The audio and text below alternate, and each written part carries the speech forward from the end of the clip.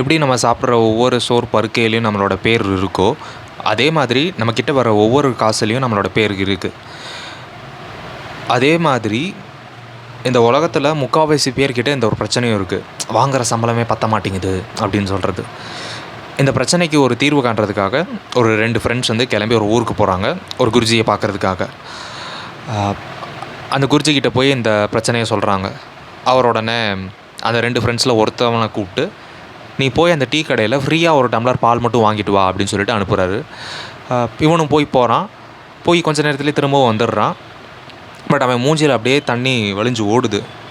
என்ன குருஜி இப்படி பண்ணிட்டீங்க அப்படின்னு சொல்லிட்டு அந்த குருவை பார்த்து கேட்கலாம். இப்போது அந்த இன்னொரு ஃப்ரெண்டை கூப்பிட்டு அனுப்புறதுக்கு முன்னாடி அந்த குருஜி வந்து அந்த இன்னொரு ஃப்ரெண்டு காதோரமாக ஒரு விஷயம் சொல்லி அனுப்புகிறாரு. இந்த இன்னொரு ஃப்ரெண்டும் போகிறான். கொஞ்ச நேரத்தில் திரும்ப வந்துடுறான். ஆனால் அவன் கையில் வந்து ஒரு டம்ளர் பாலும் அப்புறம் ஒரு பன்னும் இருந்துச்சு. அவன் அதை அப்படியே அந்த பக்கத்தில் இருந்த மர நிழல் கீழே இருந்த ஒரு நாய்க்கு வச்சுட்டு வந்துடுறான். அது எப்படி ஒருத்தனுக்கு வந்துட்டு மூஞ்சியில் தண்ணி ஊற்றி அனுப்புகிறானுங்க, ஆனால் இன்னொருத்தனுக்கு வந்து ஒரு டம்ளர் பாலும் பன்னும் வச்சு கொடுக்குறாங்களே, இது எப்படி முடியும் அப்படின்னு சொல்லிட்டு எல்லோரும் வந்து அப்படி இப்படி பார்க்குறாங்க அந்த குருவை. அவர் உடனே அதுக்கு ஒரு எக்ஸ்ப்ளனேஷன் கொடுக்குறாரு.